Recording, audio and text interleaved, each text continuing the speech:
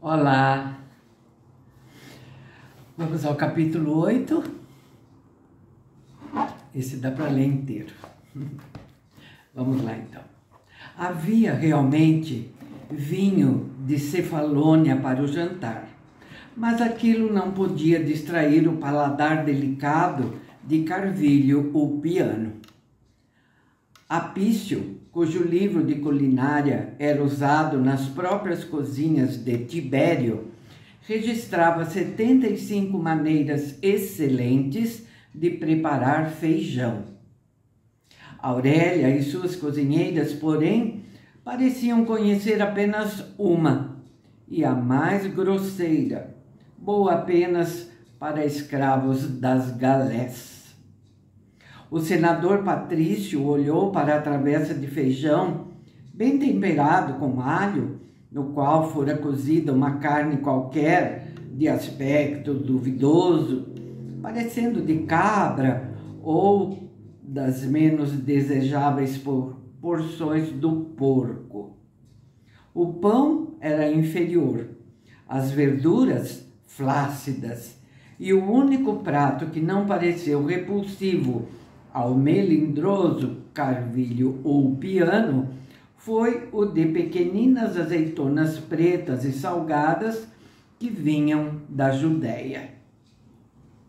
Ele esquecera quanto eram repulsivas as refeições naquela casa.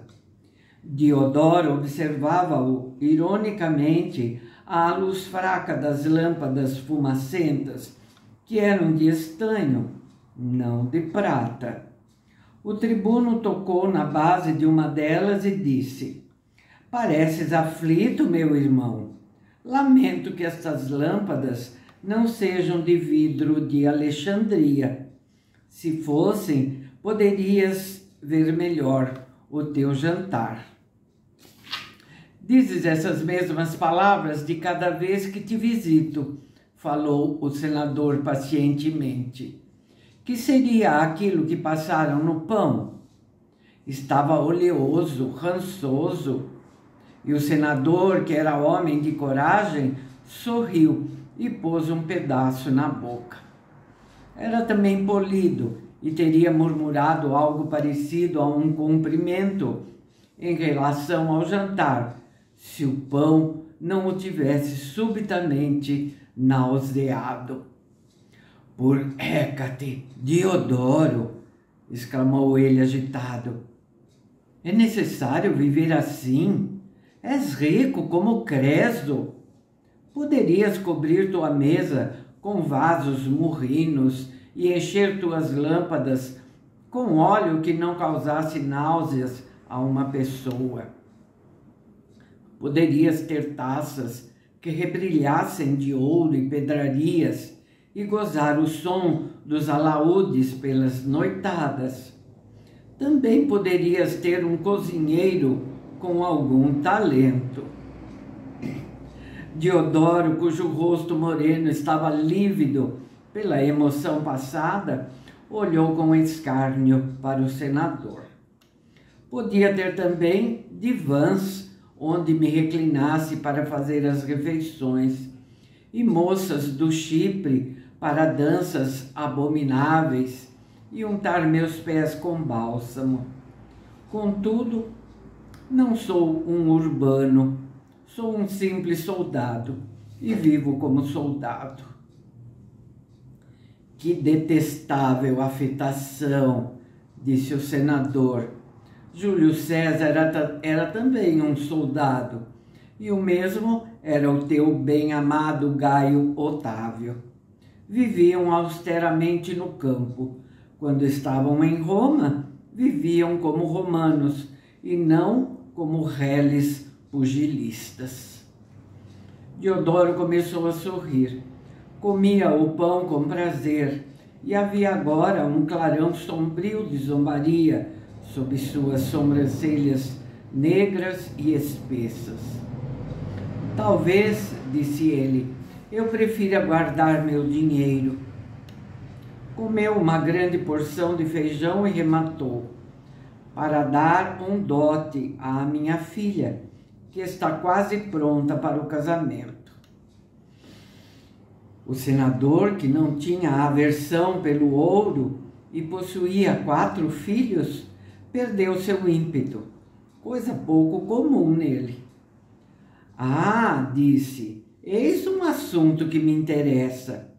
A pequena Rúbria é de constituição delicada, mas ganhou consideravelmente em saúde neste clima agradável.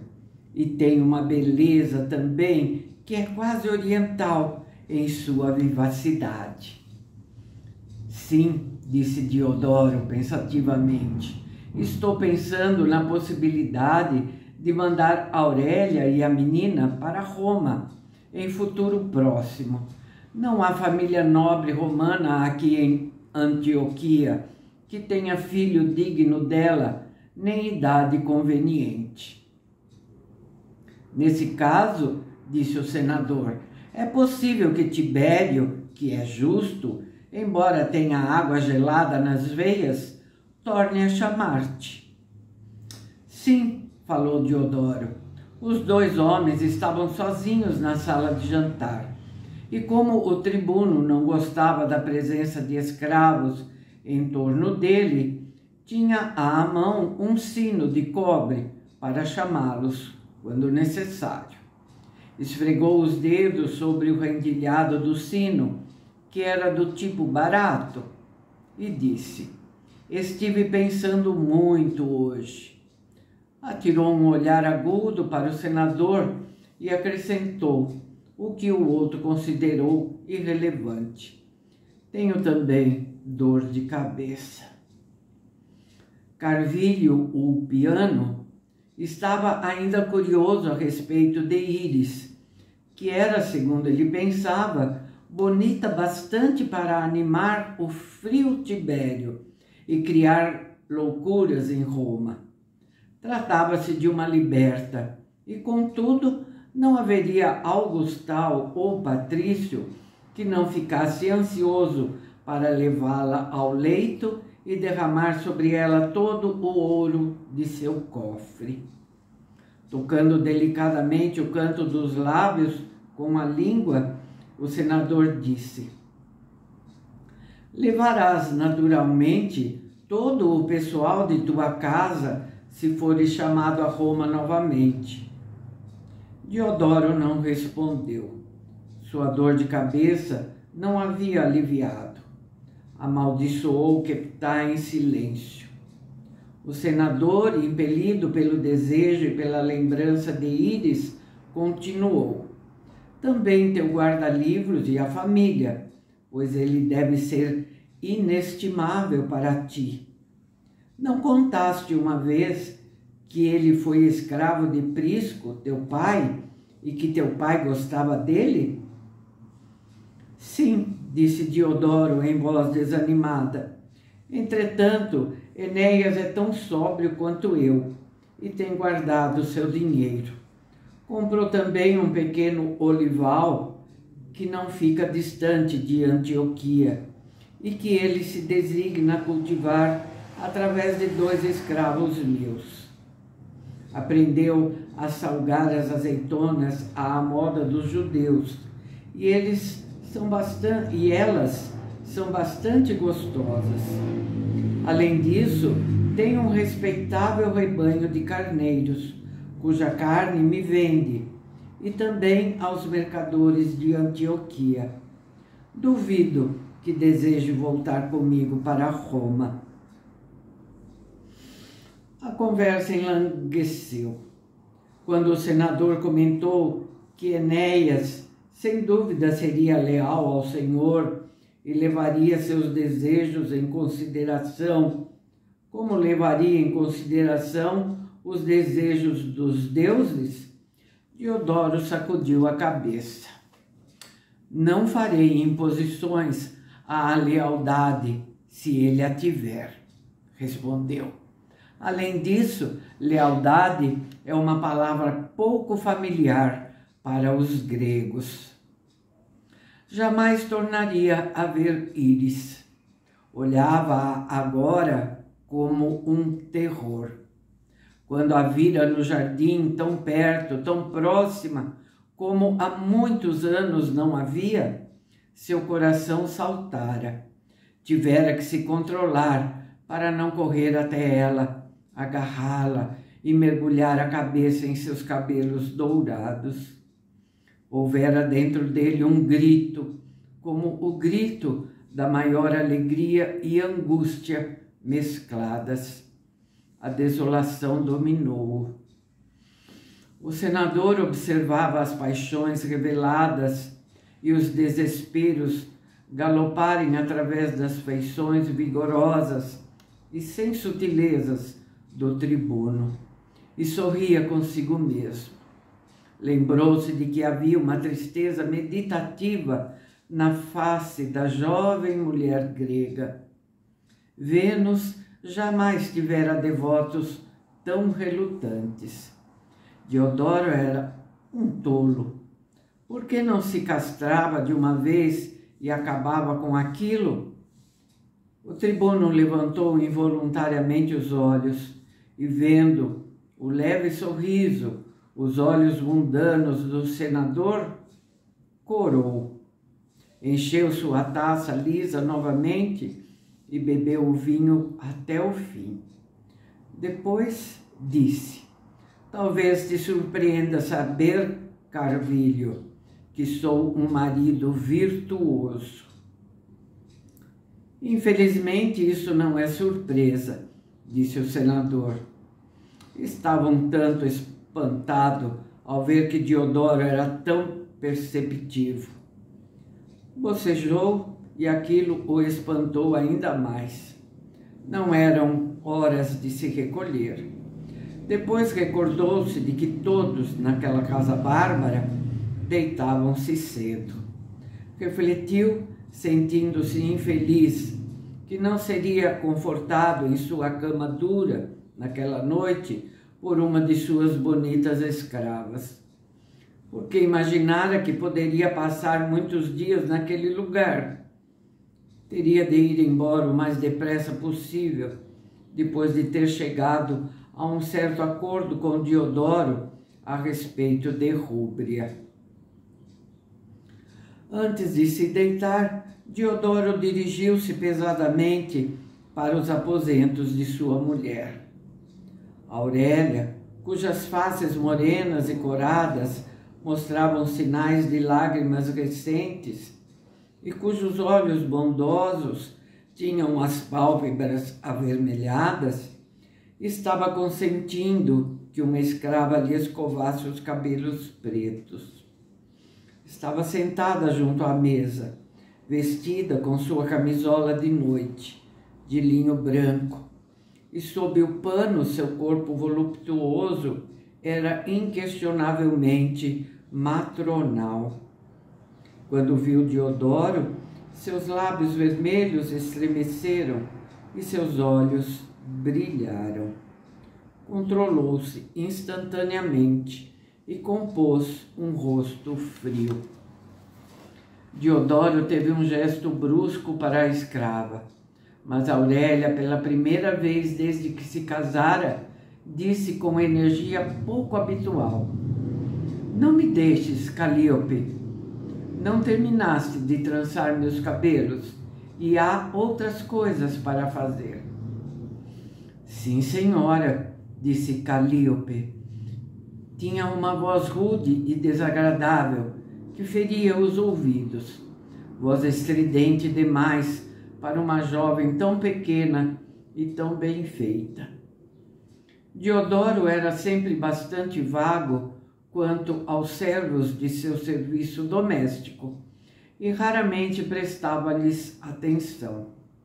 Mas, tendo algo em mente, olhou prescrutador para Calíope e disse com sua habitual falta de tato: Calíope, e com uma voz dessas? A moça sorriu com afetação e curvou a cabeça. Sim, senhor. Diodoro examinou-a. Parecia ter, evidentemente, 17 ou 18 anos. Rosto vivaz e impertinente. Não belo, mas tão animado que lhe dava certo encanto.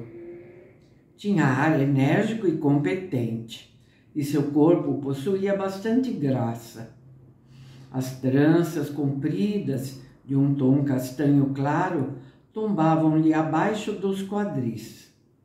Diodoro percebeu um fulgor castanho, brilhante, embora leve, sob seus cílios.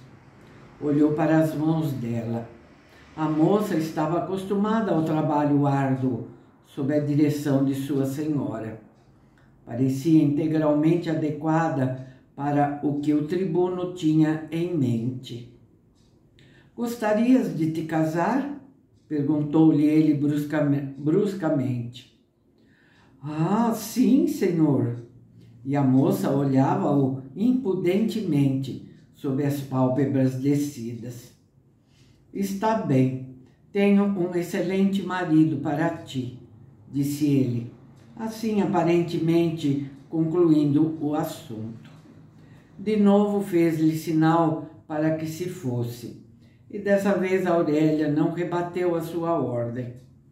Quando a moça já se fora, puxando a pesada cortina de lã azul sobre a porta, Aurélia disse, contrariada: "Penso que é prerrogativa da senhora arranjar os casamentos de suas escravas, moças ou mulheres." "Sim, sim", disse Diodoro impaciente, "mas esta é uma ocasião especial." Aurélia levantou o espelho de prata e fingiu estar ocupada em examinar a pele. Diodoro finalmente percebeu que sua mulher estava descontente com ele e disse: "Que fiz eu?" Aurélia examinava a pele e suspirou. "Deve ter sido coisa muito má", continuou Diodoro, "mas agora não é ocasião para exasperações matronais." Aurélia ficou ofendida. Pousou o espelho sobre a mesa com um movimento brusco e a lâmpada estremeceu. Sua luz fraca brilhava sobre um leito austero, sem decorações de bronze e sem esculturas. O móvel era de madeira, sem ornamentos, e os tapetes que estavam de ambos os lados dele eram apenas de lã castanha. "Sou eu dada a caprichos?" perguntou ela. "Tenho acessos de raiva? Quando foi que te aborreci, Diodoro? Quando mereci o insulto que me fizeste esta tarde, diante do marido de minha irmã?"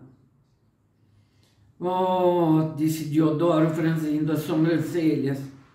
Sentou-se e ficou a olhar para seus joelhos nus. "Não sabia que te havia ofendido. Peço-te perdão, Aurélia. Eu tive hoje uma dor de cabeça verdadeiramente infernal."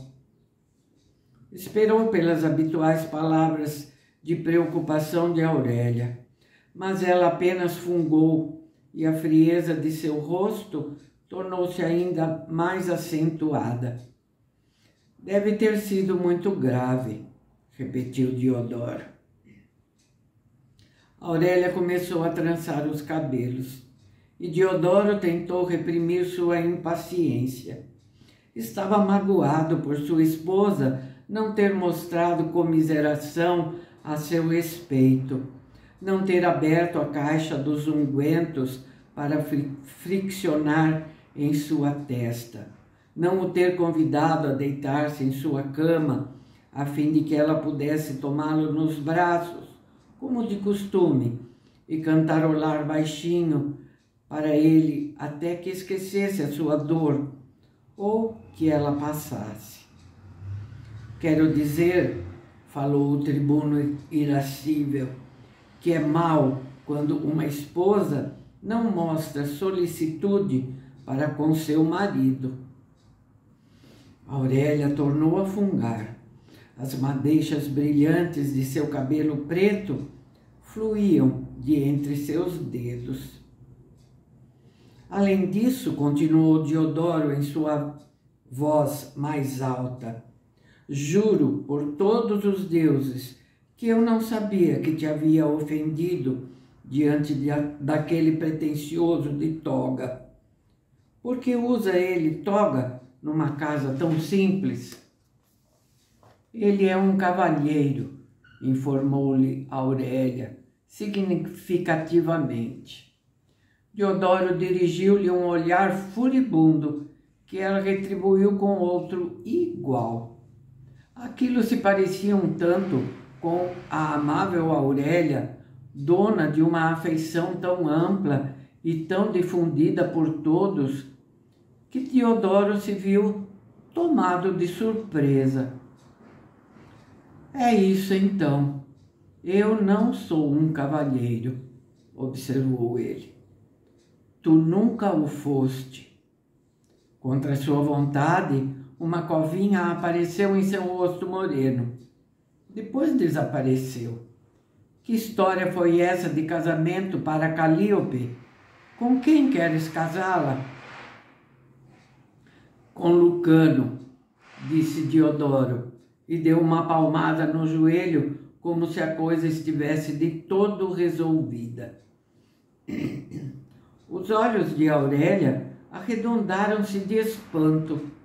Suas mãos gorduchas tombaram dos cabelos para o colo. Lucano, exclamou ela, o filho de Íris. Quem mais? Respondeu Diodoro com irritação. Ele pediu essa moça? Indagou Aurélia, incrédula. Não, eu não disse isso. Resolvi por mim esse caso. Antes que ele se case, eu a libertarei e ela será meu presente para Lucano. Quem é ele para protestar contra minhas ordens? Aurélia abriu a boca, incrédula. Esquecesse de que não lhe podes ordenar que se case com uma jovem que escolheste, mesmo sendo tu procônsul e tribuno? Ele nasceu livre. Estava cada vez mais incrédula. Tinha afeição por Lucano, que era filho de sua amiga Íris, e um jovem bonito, com discípulo e companheiro de brinquedos de Rúbria. Mas pensara sempre que Diodoro se mostrava excessivamente entusiasmado pelo rapaz. Eu posso dar-lhe ordens, gritou Diodoro, tomado de cólera. Quem é ele, senão o filho de um cão fraco e antigo escravo, aquele Enéas? Aurélia ficou calada. Depois, olhando firme para ele, disse, ele é também filho de Íris. Diodoro fez menção de falar. Depois calou-se e Aurélia continuou. Não grites comigo. Posso surpreender-te, mas às vezes também tenho dores de cabeça. Embora pareças inconsciente das dores de cabeça que se referem aos demais. Deixa-me continuar. Lucano nasceu livre. É orgulhoso. Não podes ordenar que se case com uma escrava. Nem podes mandar açoitá-lo ou prendê-lo, se te desobedecer. Creio que mencionaste com aprovação que o próprio Tibério baixaria editais proibindo violência e ordens ilegais. Tibério, disse Diodoro num tom que enviava o imperador para o esgoto. Ouve-me, falarei com Enéas e dir-lhe-ei que é o meu desejo. Ele, pelo menos, não ousará desobedecer-me. Eu o disse, eu o farei. Levantou-se, determinado, mas Aurélia não estava impressionada. Pensaste em Íris, que estás para ofender profundamente? Não posso permitir esse ultraje. O rosto de Diodoro entumeceu de fúria diante daquilo. Ultraje! Berrou. Dou ao rapaz uma escrava para atendê-lo, enquanto pago suas contas imensas em Alexandria, roubando minha própria filha de seu dote. Aurélia levantou as mãos aos ouvidos. Quando Diodoro parou, fervendo, ela removeu as mãos e disse tranquilamente: sem dúvida, está sendo impelido pelos mais elevados motivos. Contudo, dá Calíope a Lucano quando ele partir para Alexandria, se queres. Darei, disse Diodoro. Agora a curiosidade apoderava-se de Aurélia. Mas por quê? Perguntou. Eu resolvi isso. Não é bastante? Não, disse Aurélia, recomeçando a trançar os cabelos. Depois sacudiu a cabeça. Não sei o que tens em mente. Sabes que, ocasionalmente, és sinistro? Diodoro estava para explodir em gritos coléricos de novo, quando uma palavra chamou-lhe a atenção. Sinistro. Jamais se considerara assim. Fosse como fosse, o pensamento intrigou-o. Esfregou a testa, desapontado, e disse em tom mais manso: falei várias vezes. Sou apenas um simples soldado. Meus motivos são sempre tão puros como o mel. Aurélia parecia mais compreensiva, e aquilo agradou Diodoro. Mesmo que Calíope fosse uma pérola de Cós dotada pelas próprias graças, disse ela, Lucano não a quereria. Iris disse-me hoje, com muita preocupação, que ele fez um voto sagrado aos deuses de jamais se casar. Jamais se casar, exclamou Diodoro. Que loucura! O que o levou a tal maluquice? As moças não o atraem? Aurélia ergueu os ombros. Não olho Lucano como um filho, como tu fazes com frequência, disse ela significativamente. Deixou aquela farpa palpitar em Diodoro por um momento. Depois continuou. Não sou sua confidente. Ele é demasiado silencioso e reservado para um jovem. Entretanto, um homem não faz voto sagrado de furtar-se ao casamento se não se sentir atraído pelas jovens. Aquilo parecia razoável. Diodoro franziu o senho e murmurou: tolice. Aurélia tornou a erguer os ombros. Tens algo em mente, disse ela, e eu sou muito curiosa. Enorme alívio inundou Diodoro. Sorriu. Se ele fez tal voto, então não o violará. Portanto, está acabado. Ainda estou curiosa, insistiu Aurélia. Diodoro sabia que sua esposa não era intelectual nem sutil, mas era astuta. Tinha também um grande respeito por Aurélia. Não sou homem para satisfazer a curiosidade de uma mulher, disse ele zombeteiramente. Sua dor de cabeça desaparecera como por milagre. Pensei em fazer isso para beneficiar Lucano, nada mais. Oh, disse Aurélia, sem se convencer. Bocejou, perdeu o interesse pela conversa e esqueceu seus sentimentos ofendidos. Relanceou os olhos para a cama, depois sorriu inocentemente para seu marido. Ficaste mais exaltado hoje do que de costume, Diodoro.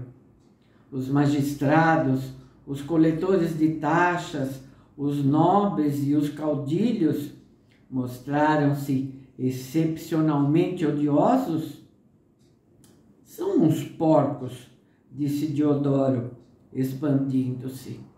Percebera o olhar da esposa para a cama. Suas mãos começaram a afrouxar o cinturão. Aurélia levantou-se, sacudiu as tranças, depois apagou a lâmpada. Quando estavam deitados e abraçados, Diodoro disse: arranjei o casamento entre Rúbria e teu sobrinho predileto, Piso. Encostou a cabeça no seio de sua esposa, o que aqueceu seu coração e refrigerou sua fronte. Envolveu-se quase desesperadamente na força dela e entregou-se aos afagos delicados de suas mãos. Fechou os olhos e ordenou a si próprio esquecer Íris, que se havia retirado, como a lua se retira para trás de uma nuvem.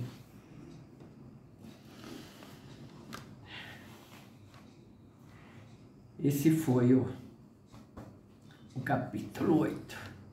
A gente bem sabe, né? As razões de Diodoro. Vamos ver se um dia a Aurélia também saberá. Tá bom? Então é isso. Volto amanhã pra gente, no próximo vídeo, pra gente continuar então essa história que ainda promete muito, muito, muito. Tá bem? Faz tempo que eu não lembro vocês de deixar o like, né? Deixar o comentário, divulgar o canal, divulgar que estamos lendo essa história maravilhosa.